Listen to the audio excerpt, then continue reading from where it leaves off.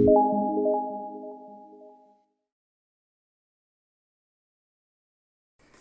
इस क्लास में हम लोग पढ़ेंगे कि एक तो पहले अर्थिंग पढ़ेंगे ना। वैसे लाइटनिंग पढ़ना हम लोग को एटमॉस्फेरिक चार्ज या चार्ज इन एटमॉस्फेयर, लेकिन उससे पहले हम लोग अर्थिंग देख लो कि क्लास में छूट गया तो बताना।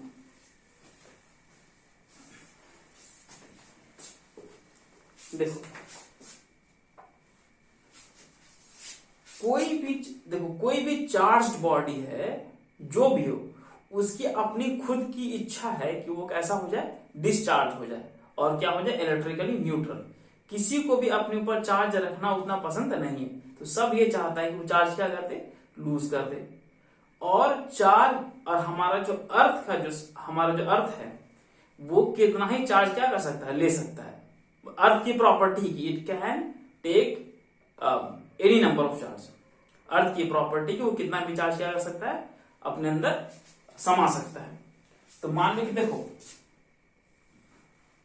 ये तुम्हारा क्या है, अर्थ है, और तुम्हारे पास एक बॉल, मेटल का बॉल है, इस पर चार्ज कैसा है, पॉजिटिव। ठीक है, अभी मान लो हवा में लटक रहा है तो इसके पास चार्ज है।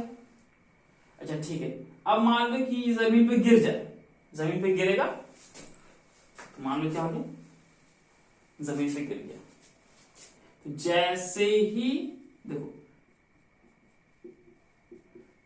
जैसे ही जमीन को छुएगा, जमीन को टच करेगा, इसका सारा चार्ज कहां चला जाएगा, अर्थ के अंदर चला जाएगा। All the charges will go inside the earth. तो ये सारा चार्ज क्या हो जाएगा, गायब हो जाएगा। देखो ऐसे है ना, ये सारा चार्ज कहां चला गया, अर्थ के नीचे चला गया। तो हुआ क्या कि इस बॉडी से चार्ज क्या हो गया, ट्रांसफर हो गया, कहां चला गया, अर्थ के नीचे चला गया, अर्थ के अंदर चला गया। तो ये जो प्रोसेस हुआ जिससे कि चार्ज ट्रांसफर हो गया अर्थ के अंदर, इस प्रोसेस को बोलेंगे अर्थिंग। क्या बोलेंगे, हेडिंग लिख दो, अर्थिंग। तो कोई बॉडी से चार्ज अर्थ में कब जाएगा, जब उसके और अर्थ के बीच क्या हो, कांटेक्ट हो। और कभी कभी बिना कांटेक्ट के भी जा सकता है, हम लोग पढ़ेंगे लाइटनिंग के केस में कि तब ऐसा हो सकता है। ठीक है, अभी तो इसके पास पॉजिटिव चार्ज था, तुम बोलोगे सर अगर नेगेटिव चार्ज हो तब क्या होगा। देखो अगर नेगेटिव चार्ज हो तो मान लो कि कोई बॉडी है, उसके पास कैसा चार्ज है, नेगेटिव चार्ज, और ये अभी अर्थ पे गिर जाए तो मान लो कि अभी कहां चला गया, अर्थ पर गिर गया।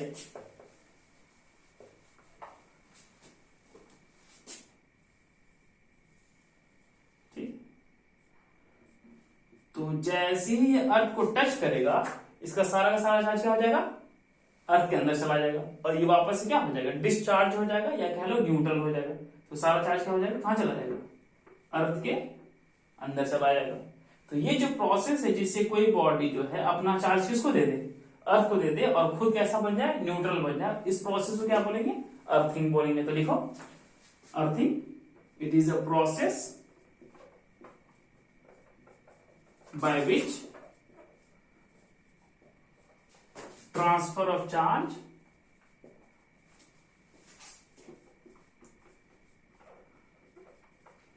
takes place between the earth and the object। जिस प्रोसेस से कोई बॉडी अपना चार्ज किसको दे दे, अर्थ को दे दे, तो उस प्रोसेस को क्या बोलेंगे, अर्थिंग बोलेंगे। अर्थ से आया है अर्थिंग, अर्थ को चार्ज दे देने को क्या बोलेंगे, अर्थिंग बोलेंगे। इस डेफिनेशन को लिख लो। तो अच्छा देखो क्लास में क्या बताया था कि जब हम लोग किसी इलेक्ट्रोस्कोप को टच करेंगे तो इलेक्ट्रोस्कोप के जो गोल्ड लीव्स वो वापस से क्या हो जाएंगे, अपने पोजीशन पे आ जाएंगे। देखो ऐसा कुछ था, ये तुम्हारा बेल जार है, ये तुम्हारा मेटल का डिस्क है, और यहां पर कॉर्क फिट किया हुआ, यहां पर तुम्हारा क्या है, गोल्ड का लीफ है। तो मान लो कि अभी हम कैसा ना है, एक पॉजिटिव चार्ज रॉड लेकर क्या है, इससे इसके डिस्क को क्या करा, टच करा है, इसके डिस्क को टच कराएंगे तो हमारा गोल्ड का फॉइल कैसा हो जाएगा, पॉजिटिवली चार्ज हो जाएगा। अगर पॉजिटिवली चार्ज हो जाएगा तो एक दूसरे से क्या होंगे, दूर भागेंगे और कैसा हो जाएगा, डाइवर्ज हो जाएगा इस तरह से। अच्छा, अब तुम क्या करो, ये तो तुम्हारा डिस्क भी कैसा चार्ज हो जाएगा टच होने के बाद, पॉजिटिव। अब तुम क्या करो, इस रॉड को यहां से हटा दो, तुम आओ चप्पल खोल करके, है ना, क्योंकि तुम्हारे अर्थ के बीच कनेक्शन होना चाहिए, और तुम जमीन पे खड़े हो जाओ, और जैसे ही तुम इस मेटल के डिस्क को टच करोगे, तुम देखोगे कि ये जो गोल्ड फॉइल जो डाइवर्ज हुए थे वो अपने ऐसे जो डाइवर्ज हुए थे अपने ओरिजिनल पोजीशन में आ जाएंगे, वापस से अपने पोजीशन पे आ जाएंगे, ऐसा दोनों पास पास आ जाएंगे। तो ऐसा क्यों हुआ, जैसे तुम इसको टच करोगे सारा का सारा पॉजिटिव चार्ज जो है वो डिस्क के साथ अटैच है वायर, और उसके साथ अटैच क्या है, गोल्ड फाइल है। तो सबका चार्ज कहां से हो जाएगा, तुमसे होकर कहां चला जाएगा, अर्थ में चला जाएगा।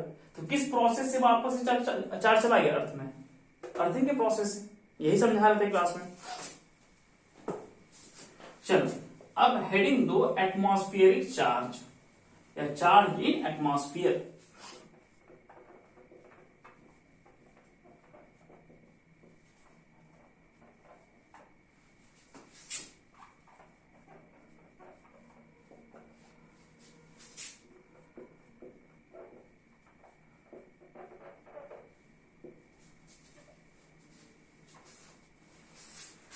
ठीक है, सबसे पहले हम देखो, बेंजामिन फ्रैंकलिन जो था, इसका नाम सुना होगा, साइंटिस्ट थे, इंजीनियर थे ना, और इलेक्ट्रिसिटी में उनका बहुत बड़ा कंट्रीब्यूशन है। तो बेंजामिन फ्रैंकलिन, देखो पहले लोग बादल को चमकता हुआ गरजता हुआ देखते थे, है ना, लाइटनिंग भी देखते थे और थंडर भी देखते थे, सुनते थे, बादल के गरजने को बोलते थंडर। लेकिन ये पता नहीं था कि एक्चुअली में वहां पर क्या हो रहा है, किसके वजह से बेसिकली लाइटनिंग हो रही है, किसके वजह से थंडर हो रहा है। तो सबसे पहला जो इंसान जो ये बताने वाला था कि ऐसा क्यों हो रहा है, या उसके तरफ बात को डिस्कशन ले जाने वाले थे, वो थे बेंजामिन फ्रैंकलिन। उन्होंने क्या करा, जब बहुत ज्यादा बादल लगा हुआ था और बिजली चमक रही थी आसमान में, और ऐसा लग रहा था कि बारिश होने वाली है, और हल्की हल्की बारिश शुरू भी हो गई थी, और बहुत ज्यादा बिजली भी चमक रहा था। तो उन्होंने क्या करा, एक पतंग उड़ाया है बादल की तरफ, और धागे में क्या कर दिया, एक चाबी भी बांध दी।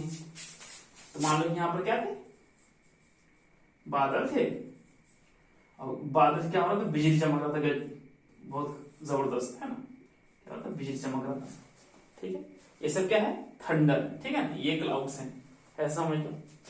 तो बेंजामिन फ्रैंकलिन क्या किया, काइट उड़ाते उड़ाते एकदम इनके पास लेके चला गया, बादल के पास, जहां पर क्या होता, बिजली चमक रहा था काफी। ठीक है, और ये काइट है, और उन्होंने क्या किया, एक चाबी भी बांध दी इसके साथ, एक चाबी भी बांध दिया यहाँ पर। और अब धागा तो उनके हाथ में था, तो जब यहां बिजली चमका यहां पर, और धागा कैसा था, वेट था, गीला था, तो बिजली का शॉक जो है, बिजली चमकने का शॉक उनके हाथ में महसूस हुआ, उनको इलेक्ट्रिक शॉक लगा। तो इलेक्ट्रिक शॉक लगने की वजह से उनको क्या पता चला कि ये थंडरिंग जो हुआ है, सॉरी ये लाइटनिंग जो हुआ है, जरूर चार्ज का बना होगा, बादल जरूर किसके बने होंगे, चार्ज के बने होंगे। और जब लाइटनिंग हुआ तो चार्ज फ्लो क्या होगा, जिसकी वजह से कुछ चार्ज फ्लो करके कहां आ गया, मेरे हाथ में आ गया, तो जिसकी वजह से हमको क्या लगा, इलेक्ट्रिक शॉक लगा।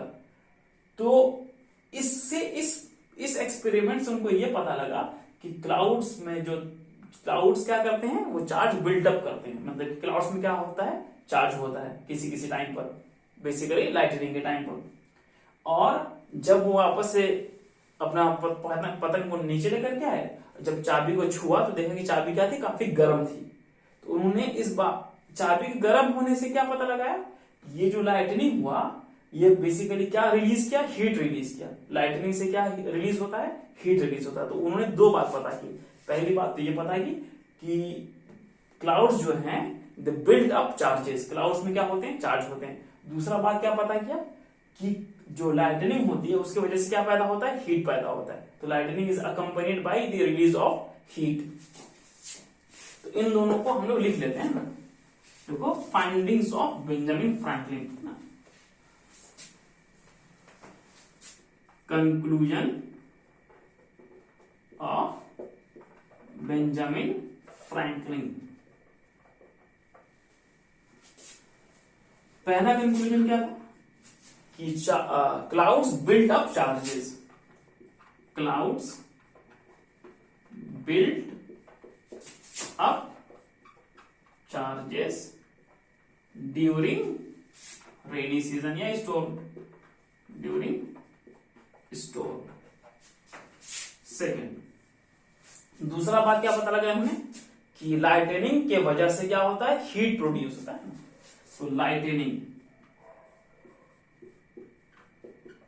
is accompanied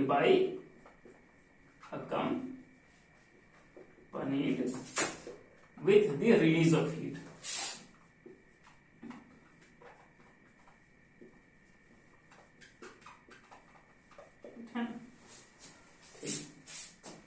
तो ये दोनों बात लिखो नोट्स में अपने। अच्छा आगे बढ़ते हैं। ठीक, अब हम लोग डिस्कस करेंगे कि क्लाउड्स में जो है चार्ज बिल्टअप कैसे होते हैं और लाइटनिंग बेसिकली कैसे होती है ना। तो देखो, हाउ क्लाउड्स बिल्ट अप,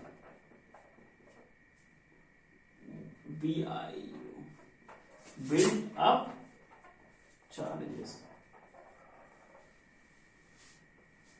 और यहां लगाओ क्वेश्चन मार्क।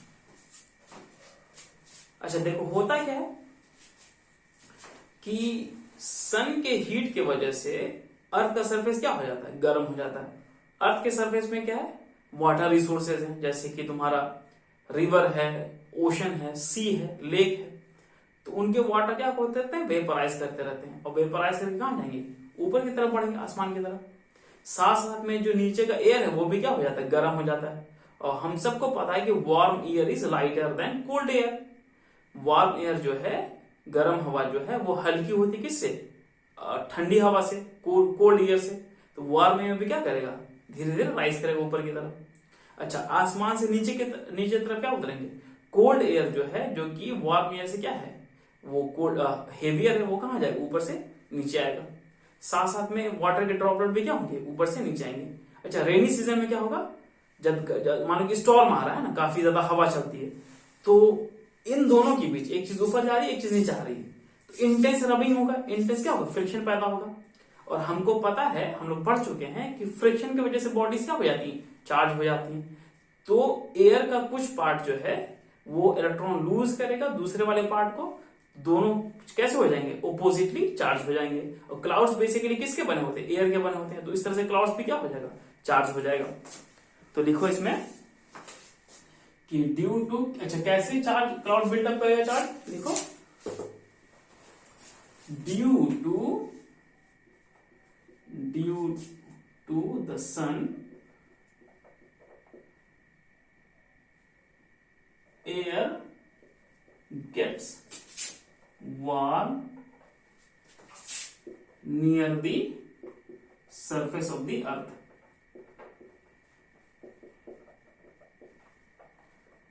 तो अर्थ के सरफेस के जो बगल में एयर है वो क्या होता है, वार्म हो जाएगा। along with it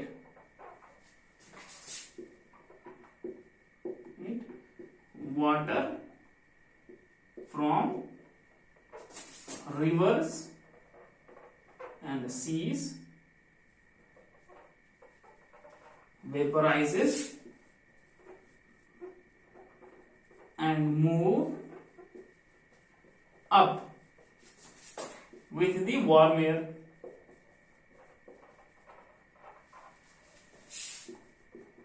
तो वार्म एयर और वाटर वेपर कहां राइज करेगा, ऊपर की तरफ चलेगा। कोल्ड एयर और वाटर ड्रॉपलेट कहां आएंगे, ऊपर से नीचे की तरफ। Cold air and water droplet comes down.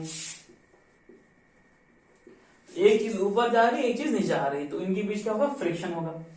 तो due to intense friction, due to intense friction between them दोनों कैसे हो जाएंगे, चार्ज हो जाएंगे। तो एयर चार्ज होगा, उससे उसकी वजह से क्या हो जाएगा, क्लाउड्स भी चार्ज हो जाएगा। Clouds gate charge. ठीक। जब इंटेंस मूवमेंट होगा एक दूसरे के अगेंस्ट में, तो उनके वजह से फ्रिक्शन पैदा होगा, फ्रिक्शन की वजह से क्या होगा, चार्ज बिल्टअप हो जाएगा। इस चीज को लिखो, है ना। ठीक है, इस चीज को लिखो, पूरा उतारो और इसको नोट्स में कॉपी कर लो।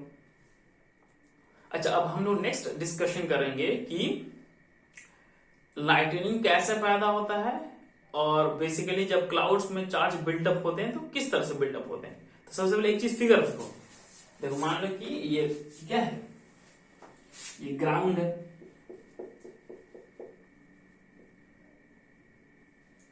और ये क्या है, क्लाउड है। ठीक। अच्छा, हमेशा ऐसा ही होता है कि क्लाउड के अपर वाले रीजन में कैसा चार्ज डेवलप होगा, पॉजिटिव। क्या होगा, पॉजिटिव। और क्लाउड के लोअर वाले रीजन में कैसा चार्ज डेवलप होगा, नेगेटिव। तो अगर तुमसे कोई पूछे कि क्लाउड्स के अपर वाले पोर्शन में कैसा चार्ज डेवलप होता है, तो तुम क्या बताओगे कि क्लाउड्स के अपर वाले रीजन में चार्ज डेवलप होता है पॉजिटिव, और क्लाउड के लोअर वाले रीजन में कैसा चार्ज डेवलप होता है, नेगेटिव। ठीक है ना। और ये चार्ज डेवलप होते हैं फ्रिक्शन की वजह से। अच्छा देखो, अभी याद करो जब हम लोग चार्जिंग में इंडक्शन पढ़े थे पिछले वाले क्लास में, है ना, इसके तुम पिछले वाले वीडियो में देखना। तो उसमें चार्जिंग में इंडक्शन में क्या था कि एक चार्ज्ड बॉडी मान लो एक अनचार्ज बॉडी के पास आता है, तो अनचार्ज बॉडी भी कैसा हो जाता है, चार्ज हो जाता है। उसका सरफेस क्या हो जाएगा, ऑपोजिटली चार्ज। देखो, ये बादल का ये वाला पोर्शन अर्थ के पास में है, बादल का ये वाला पोर्शन कैसा है, नेगेटिवली चार्ज।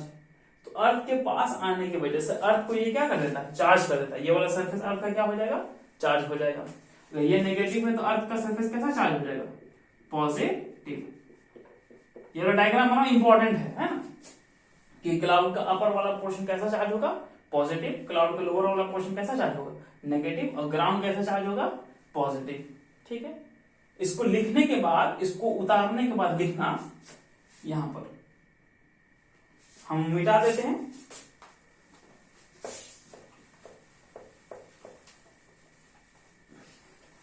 इसमें 3 पॉइंट लिखो। The upper region of the cloud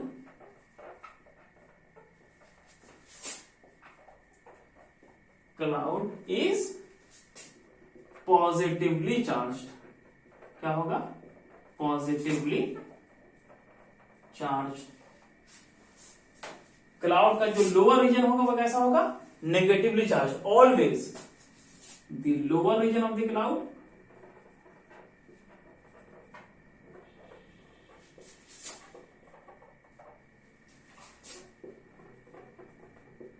is negatively charged.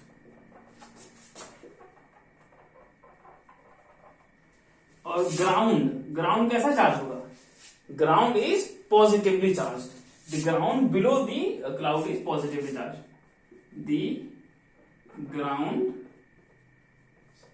Below the cloud is positively charge.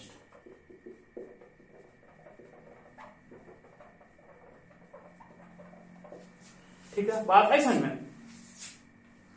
अच्छा, इसको उतार लो और इसके बाद हम लोग देखेंगे कि लाइटनिंग कैसे पैदा होगा, है ना, लाइटनिंग कैसे अकर होता है। देखो फिगर से समझे यहां पर। देखो मान लो ये क्या है, क्लाउड है, और ये क्या है, ग्राउंड है। क्लाउड के अपर वाले पोर्शन में कैसा चार्ज होगा, पॉजिटिव। और लोअर वाले सरफेस में कैसा चार्ज होगा, नेगेटिव। और ग्राउंड कैसा चार्ज होगा, पॉजिटिव। ठीक।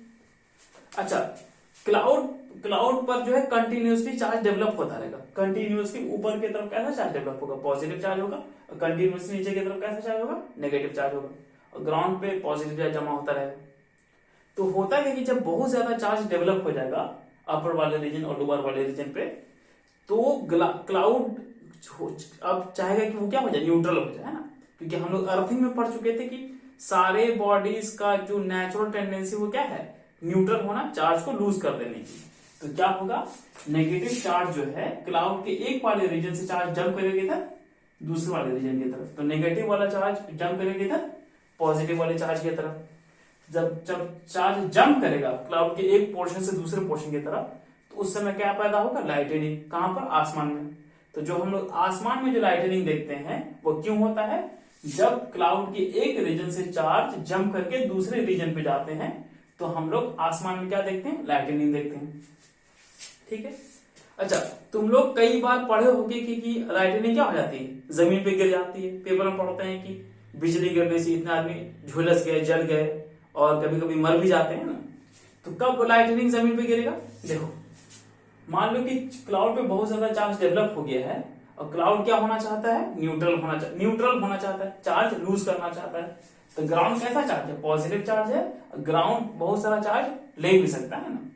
तो क्लाउड से जब चार्ज जंप करके कहां आएगा, ग्राउंड पर आएगा, तो उस केस में लाइटनिंग कहां स्ट्राइक करेगा, ग्राउंड पर।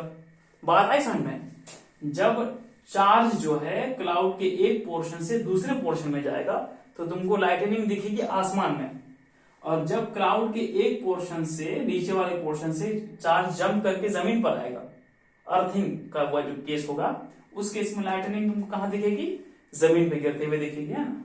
अब क्वेश्चन लिखो, ये बात आई समझ में सबको। अब क्वेश्चन लिखो कि how does lightning occur.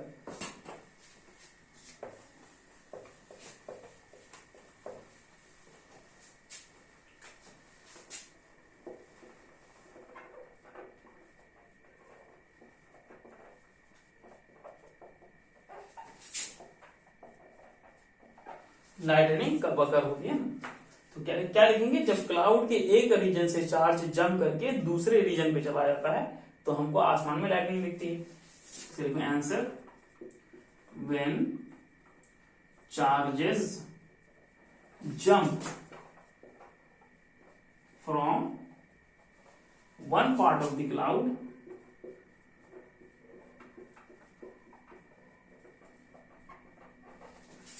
to the other part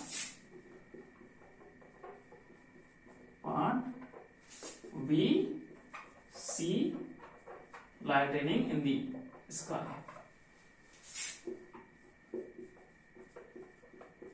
है ना। और जब चार्ज जो है क्लाउड से जमीन पे जंप करेगा तो हमको कहां लाइटनिंग स्ट्राइक करता हुआ दिखेगा, जमीन पर। एंड व्हेन charges jump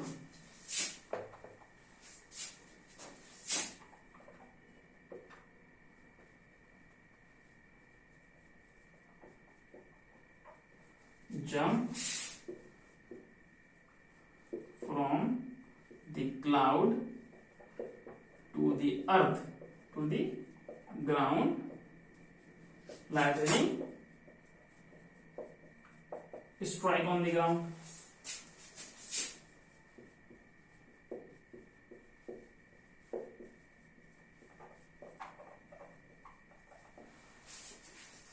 बात आई समझ में, ठीक है ना। तो ये था कि किस तरह से लाइटनिंग होती है। अच्छा, अब हमको चलो लाइटनिंग तो समझ में आ गया ना, बिजली चमकती है, ये बात समझ में आ गई। पर साथ में बादल भी गरजते हैं, तो बादल के, अच्छा यहां पर लाइट का जो आ रहा है वो आ रहा है तुमको रिफ्लेक्शन। तो हम देखो यहां पर क्या लिखा हुआ है, एंड चार्ज इज बेसिकली, है ना। अब सही से दिख रहा होगा। तो ये तो तब था जब क्या हो रहा था, लाइटनिंग हो रहा था। पर बादल भी गरजते हैं ना, बादल के गरजने को क्या बोलते हैं, बादल के गरजने को बोलते हैं थंडर। क्या बोलेंगे, थंडर। तो थंडर कैसा होता है,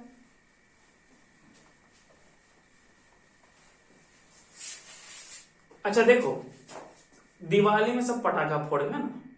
अच्छा, जब हम लोग पटाखा फोड़ते हैं तो आवाज कैसे पैदा होती है, पटाखा फोड़ने से तुमको धमाके की आवाज कैसे सुनाई देता है।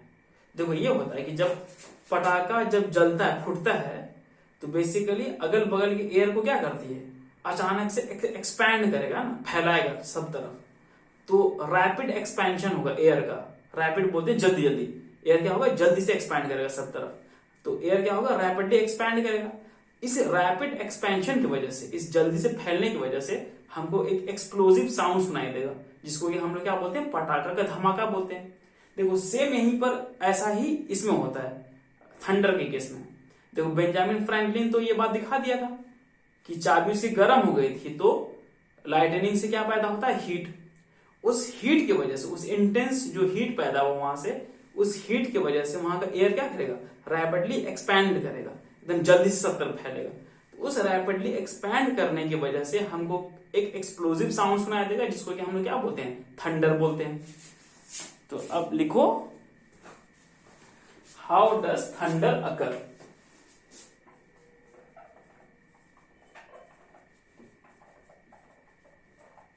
थंडर अकर, थंडर कैसे होता है, तो देखो कि lightning is accompanied with the release of intense heat है ना। लाइटनिंग की वजह से क्या होती है, इंटेंस हीट रिलीज होती है ना। Due to this heat air around it expands rapidly।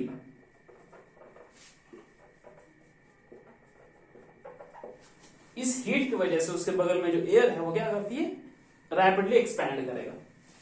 तो this rapid expansion of air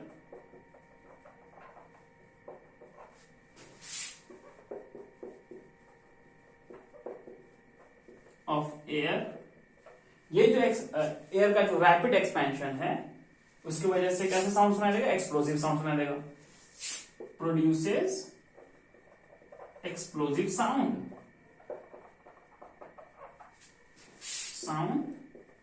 which we hear as thunder।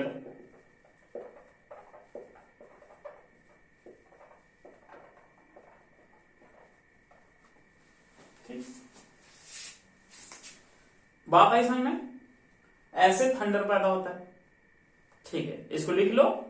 और now I am going to rub this. जो लोग नहीं लिख पा रहे हैं वो लोग वीडियो को पॉज कर लो और तब लिखो, ठीक है।